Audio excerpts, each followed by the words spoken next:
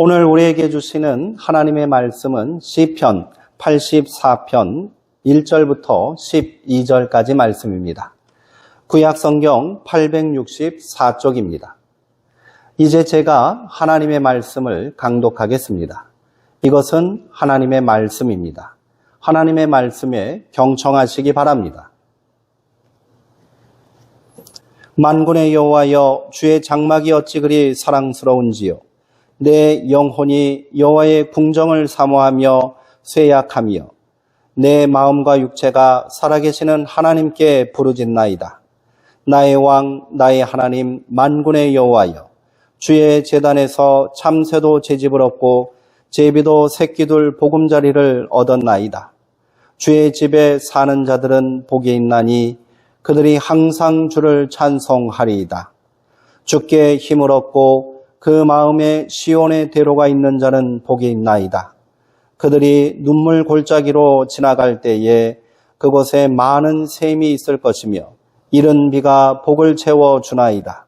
그들은 힘을 얻고 더 얻어 나아가 시온에서 하나님 앞에 각기 나타나리이다. 만군의 하나님 여호와여, 내 기도를 들으소서. 야곱의 하나님이여, 귀를 기울이소서. 우리 방패이신 하나님이여, 주께서 기름 부으신 자의 얼굴을 살펴보옵소서. 주의 궁정에서의 한날이 다른 곳에서의 첫날보다 나은즉 악인의 장막에 사는 것보다 내 하나님의 성전 문지기로 있는 것이 좋사오니 여호와 하나님은 해요 방패이시라. 여호와께서 은혜와 영화를 주시며 정직하게 행하는 자에게 좋은 것을 아끼지 아니하실 것임이니이다. 만군의 여호와여, 주께 의지하는 자는 복이 있나이다. 아멘.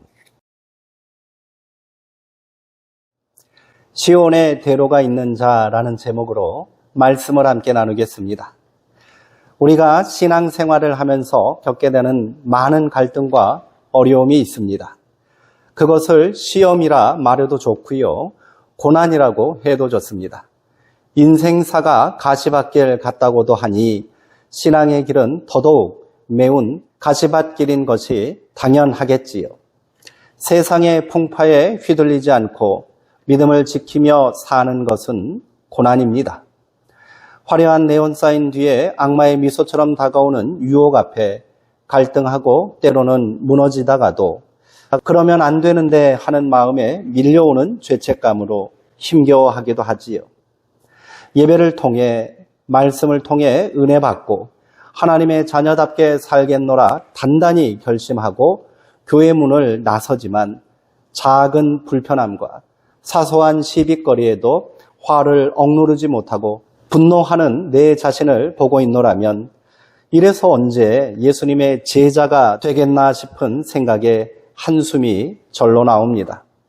세상 사람들은 이런 우리의 모습을 보고 믿음 따로 또 삶 따로 사는 위선자들이라고 손가락질을 합니다. 때로는 이런 위선적인 모습을 사람들에게 들킬세라 신앙을 숨기며 살기도 하지요. 믿음으로 사는 것 쉽지 않습니다. 이미 구원받은 하나님의 자녀임을 진심으로 고백하지만 아직 우리의 모습은 부끄럽기만 합니다. 다 그렇고 그렇게 사는 거라고 변명이라도 할라치면 내 안에 내주하는 성령님의 음성이 우리의 신앙의 양심을 아프게 질책하십니다. 그러면 우리는 어찌 해야 할까요? 지금까지 이렇게 신앙생활해도 아무 문제 없었다고 무덤덤하게 넘길 수는 없습니다. 비록 약하지만 여전히 부끄러운 모습이지만 아직도 한참 모자라지만 우리는 그래도 하나님의 자녀입니다. 어찌되었든 하나님의 자녀답게 살려고 몸부림치며 다시 우리의 신앙을 다잡아야 합니다. 넘어졌다고 주저앉을 수는 없습니다. 실패했다고 절망만 할 수도 없는 겁니다. 다시 일어나야 하고요. 다시 시작해야 합니다. 여기서 중요한 것이 바로 영적인 긴장감입니다. 신앙의 길은 이렇게 이미와 아직의 긴장감으로 포기하지 않고 나아가는 길이라고 저는 믿습니다. 이미 구원받았고 이미 하나님의 자녀이고 이미 부활과 생명의 역사에 동참하고 있으나 아직 그 완성을 이루지 못했으니 아직도 연약하고 부족하니 다시 일어나야 하는 거지요. 다시 시작해야 하는 것입니다. 병원 치료를 받았지만 회복을 위해 노력하지 않는다면 상처는 다시 재발할 수도 있습니다. 신앙도 마찬가지입니다. 고통과 절망의 어둠의 새벽은 우리의 약한 곳을 다시 비집고 들어올 것입니다. 오늘 말씀은 온전한 회복을 위해 몸부림치는 사람들의 이야기입니다. 그들의 고백이 우리의 고백되길 소망합니다. 그들의 결단이 오늘 나의 결단이 되길 간절히 소망합니다. 오늘 우리가 함께 읽은 시편 84편은 고라자손의 시입니다. 시편에는 고라자손의 시가 많이 등장합니다. 시편 42편을 그 시작으로 해서 44편부터 49편, 84편, 85편, 87편, 88편이 고라자손의 시입니다. 고라자손의 시에는 한결같은 주제가 있습니다. 그것은 하나님을 찾고 그 은혜 가운데 머물기 위한 간절한 소망입니다. 성경에 고라자손이 처음 등장한 것은 민수기 16장입니다. 고라는 레위의 증손입니다. 하나님의 명령에 따라 성전에서 봉사하는 직무를 담당하게 된 고핫 자손의 후손이었지요. 이들은 비록 제사장의 직분은 아니었지만 성전의 기물을 운반하고 관리하는 거룩한 임무를 맡은 자들입니다. 그런데 고라는 광야에서 모세를 대적하여 반역을 주도했습니다. 고라는 250명의 지휘관들과 함께 모세에게 반기를 들었습니다. 그는 모세와 아론을 향하여 당신들은 분수에 지나치요. 어찌하여 당신들만 하나님의 종으로 백성들 앞에서 군림하려는 것이요 라고 말합니다. 고라는 자신도 모세와 아론 같은 지도자가 될 자격이 있는 자라 주장하며 반란을 주도하였습니다. 이때 하나님께서는 고라 일당에게 진노하시어 고라와 그의 가족들은 땅이 입을 벌려 산채로 삼키도록 심판하셨지요. 그에게 동조한 250명의 족장들은 여호와의 진노에 불에 타 죽고 말았습니다. 하나님의 심판은 여기서 그치지 않았습니다. 하나님과 모세에게 대항하여 고라 일당에게 합세하였던 백성들 사이에 전염병이 돌기 시작하였습니다. 이때 모세는 아론의 손에 향로를 들게 하고요. 하나님의 편에 설 자는 회개하고 자기 뒤에 서라고 명령합니다. 그리고 백성들 사이에서 회개가 일어났고요. 무섭게 창궐하던 전염병이 그치게 되었지요. 하나님의 치유의 역사가 일어난 것입니다. 이후 성경에 고라 자손들이 등장하는 것으로 보아 고라의 자녀 중 일부가 회개에 동참하여 회복과 구원의 은혜를 경험했던 것으로 보입니다. 반역의 주역에서 하나님의 용서와 치유의 역사를 생생하게 경험한 주인공이 된 것입니다. 훗날 고라 자손들은 성전 찬양대로 성전 문지기로 하나님께 봉사하며 신실한 믿음을 지킨 자손이 됩니다. 그들의 씨가 하나님을 향한 진실한 사랑과 그 은혜를 사모하는 간절한 고백이 담겨 있는 이유가 여기에 있는 것입니다. 시편 42편은 이러한 고백의 정수라고 할 수 있습니다. 하나님이여 사슴이 시냇물을 찾기에 갈급한 같이 내 영혼이 주를 찾기에 갈급하나이다. 고라 자손의 열심은 성막 시대를 지나 솔로몬의 화려한 성전 역사를 넘어서 하나님의 진노와 심판으로 성전이 파괴되고 나라가 패망하여 바벨론으로 포로로 끌려간 고난의 역사 속에서도 동일하게 이어졌습니다. 오늘 함께 읽은 시편 84편은 포로기 고난의 역사 한가운데서 여전히 하나님의 구원을 신뢰하며 믿음을 지키기 위해 몸부림치는 이름 모를 고라 자손의 영혼이 담긴 간절한 노래입니다. 시편 84편을 관통하는 중심 주제는 바로 복입니다. 포로들의 삶 가운데 무슨 복이 남아 있어서 그는 복을 고백하고 있는 것일까요? 이 절망의 역사, 패배의 역사 속에 무슨 하나님의 복이 있다고 그는 여전히 하나님의 복을 노래하고 감사하고 있는 것일까요? 시인은 흔들리지 않는 믿음으로 여전히 당신에게 복이 있습니다라고 동족들을 위로하고 격려하고 있습니다. 그렇다면 시인이 고백하는 복 있는 사람은 누구일까요? 시인은 4절에서 주의 집에 사는 자들은 복이 있다라고 고백합니다. 그는 1절에서 성전을 사모하며 이렇게 노래했습니다. 만군의 여호와여 주의 장막이 어찌 그리 사랑스러운지요. 그러나 이제 더 이상 성전은 존재하지 않습니다. 그런데도 시인은 그 아름답고 사랑스러운 성전을 그리워하며 기쁨의 노래를 부르고 있습니다. 2절에서 부르짖다라는 말은 그래서 기쁨의 노래를 부른다라는 뜻이 됩니다. 만군의 주님, 나의 왕, 나의 하나님, 참새도 주님의 제단 곁에서 제 집을 짓고 제비도 새끼칠 보금자리를 얻습니다. 주님의 집에 사는 사람들은 복됩니다. 그들은 영원토록 주님을 찬양할 수 있기 때문입니다. 아멘. 이는 단순히 아름답고 행복한 기억을 추억하며 고백하는 안타까움이 아닌 겁니다. 시인의 영혼은 여전히 성전 안에 머물러 있는 것이지요. 그는 여전히 성전에서 기쁨으로 하나님을 섬기고 예배 드리고 있는 것입니다. 비록 눈에 보이는 성전은 더 이상 존재하지 않지만 지금 서 있는 삶의 자리가 절망과 고통의 바벨론 포로의 자리지만 그가 하나님의 성전을 기억하며 여전히 하나님을 찬양하고 예배드리고 있기에 그는 복된 사람인 겁니다.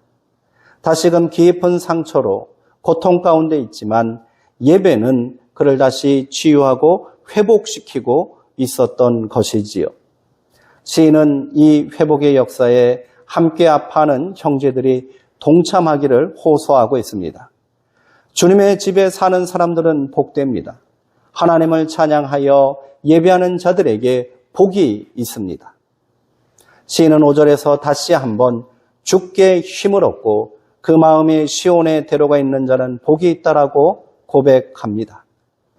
예배를 통해 치유의 체험과 회복의 확신이 있기에 지금 그가 가야 하는 삶의 길이 눈물의 골짜기 같은 절망의 자리라 할지라도 전혀 두려워하지 않는 겁니다. 오히려 그는 그 길이 하나님께서 동행하시는 시온의 대로요 축복의 길이라고 감격합니다. 여기서 시온의 대로는 순례의 길이라는 뜻입니다. 순례의 길은 고난의 길입니다. 소망을 품고 포기하지 않으며 전진해야 하는 길입니다. 그 길의 끝에 그렇게 고대하고 소망했던 하나님이 계시기 때문입니다. 그곳에서 하나님께서는 고단한 순례의 길을 마친 자들을 만나주시고 완전한 회복과 영원한 생명의 축복을 허락해 주실 것입니다. 이런 믿음이 있기에 시인은 형제들에게 포기하지 말고 믿음의 길, 순례의 길을 가야 한다고 독려하고 있는 겁니다. 힘을 얻고 더 얻으며 올라가십시오. 그러면 마침내 영원한 하나님의 도성 시온에서 하나님을 만날 수 있을 것입니다. 시인에게 순례의 길을 포기하지 않고 계속할 수 있는 힘은 바로 예배에 있었던 겁니다. 그렇기에 그는 힘을 얻고 더 얻어야 한다고 호소합니다. 하나님을 찬양하고 기도하는 예배가 성도의 힘의 원천일진데 어찌 예배를 멈출 수 있느냐고 말합니다. 매일매일 예배 자리로 나오라고 시인은 형제들을 향해 호소하고 또 호소하고 있습니다. 마지막으로 시인은 12절에서 만군의 여호와여 주께 의지하는 자는 복이 있나이다 라고 고백했습니다. 여호와를 의지하는 자에게 복이 있는 겁니다. 이 변하지 않는 진실을 알고 있기에 그는 10절에서 이렇게 고백한 겁니다. 주님의 집 뜰 안에서 지내는 하루가 다른 곳에서 지내는 첫날보다 낫기에 악인의 장막에서 살기보다는 하나님의 집 문지기로 있는 것이 더 좋습니다. 아멘. 시인은 악인의 장막이 아무리 안락하고 화려해 보여도 절대로 마음을 빼앗겨서는 안 된다고 경고합니다. 큰 만족이 있고 엄청난 성공이 보장되어 있고요. 권세와 풍요가 넘쳐난다 해도 그곳이 하나님의 집이 아니면 악인의 장막일 뿐이라고 말합니다. 나는 차라리 하나님의 집의 하찮은 문지기로 있을지언정 절대로 그곳에 있지 않을 것이라고 결단합니다. 시인의 고백에는 흔들리지 않는 신념과 믿음이 있습니다. 그것이 바로 여호와 하나님을 향한 굳건한 신뢰입니다. 이 믿음을 담아 시인은 만군의 여호와여 주께 의지하는 자는 복이 있습니다 라고 마지막 고백으로 시를 끝맺습니다. 시인의 고백을 통해 진정한 복이 어디 있는지, 누가 복 있는 사람인지를 깨닫게 되었을 줄 믿습니다. 오늘 우리가 이 복을 누리고 노래하는 사람 되기를 소망합니다. 오늘 우리의 삶의 자리는 시인의 삶의 자리와 다르지 않습니다. 우리가 주의 성전을 사모하고 예배에 열심을 내야 하는 이유도 여기에 있는 것입니다. 우리도 시인처럼 믿음과 신뢰의 고백을 하나님께 드리기를 결단합시다. 주의 성전을 사모하십시오. 예배를 사모하십시오. 아무리 초라한 장막과 같은 자리일지라도 성전을 향한 진심으로 사랑을 고백하는 믿음의 사람이 되어야 합니다. 성전을 향한 사랑의 표현은 예배입니다. 사모해야 합니다. 일주일에 한 번 드리는 예배에 만족하지 마시기 바랍니다. 주일 성수로 나의 믿음을 지킬 수 있다고 자만하지 마십시오. 성전을 나가 우리가 걸어가야 할 길은 여전히 눈물의 골짜기입니다. 상처받고 상처 주고 아파하고 절망하는 고난의 자리 말입니다. 그러니 믿음의 형제들이 다시 모여야지요. 다시 모여 서로를 위로하고 말씀으로 치유받고 회복되는 기쁨을 경험해야 하는 겁니다. 그래야 다시 눈물 골짜기를 지날 힘을 얻을 수 있습니다. 매일매일의 삶이 예배가 되어야 하는데 그리하지 못하기에 더더욱 모이기에 힘써야 하는 겁니다. 주일만 모여서 될 일이 아닌 겁니다. 수요일도 모여야 되고요. 더 열심을 내어 새벽에도 모여야 하는 것입니다. 성도가 세상을 이길 힘은 예배를 통해 얻는 것인데 이를 어찌 가볍게 여길 수 있단 말입니까? 진실로 만군의 여호와를 신뢰하는 사람에게 복이 있다는 믿음이 흔들리지 않도록 우리는 더 열심을 내어 성전에 모여야 하겠습니다. 이 믿음을 지킬 수 있는 길은 예배밖에 없습니다. 같은 믿음과 고백을 나누는 사람들이 함께 있어야 우리는 이 신뢰를 지킬 수 있는 겁니다. 아무리 고단하고 힘들어도 예배 자리에 나오면 평안을 경험하게 되지 않습니까? 자신의 모습이 한없이 작아 보이고 못나 보여도 예배 자리에 나오면 내 존재의 존귀함이 확인되지 않으십니까? 분노와 미움으로 내 영혼마저 상처받고 괴로워할 때 예배 자리에 나오면 한없는 사랑과 위로를 경험하지 않으십니까? 예배 없이 우리는 회복될 수 없습니다. 예배 없이 우리는 눈물의 골짜기를 지날 힘을 얻을 수 없습니다. 예배 없이 우리는 하나님을 신뢰하는 믿음을 지킬 수 없습니다. 결단하십시오. 당신의 삶의 놀라운 변화와 회복의 역사가 시작될 것입니다. 예배의 자리에 열심을 다해 나아오십시오. 하나님의 축복이 당신의 삶 가운데 넘쳐날 것입니다. 기도하시겠습니다. 우리의 힘과 능력이 되시는 하나님, 우리가 다시 그 은혜를 공급받고자 주님 집에 나왔습니다. 이곳에 모인 자들을 축복하여 주옵소서. 주께 나와 찬양하고 기도하며 말씀을 함께 나누는 자들에게 새 힘을 공급하여 주옵소서. 이들이 눈물의 골짜기를 지날지라도 그곳에서 샘을 만나게 하시고 이른 비가 복처럼 채워지게 하여 주옵소서. 시인의 고백처럼 진실로 주의 궁정에서의 한날이 다른 곳에서의 첫날보다 낫습니다. 악인의 장막에 사는 것보다 내 하나님 성전 문지기로 있는 것이 더 좋습니다. 고백하는 성도의 믿음이 되게 하옵소서. 예수님의 이름으로 기도하옵나이다. 아멘.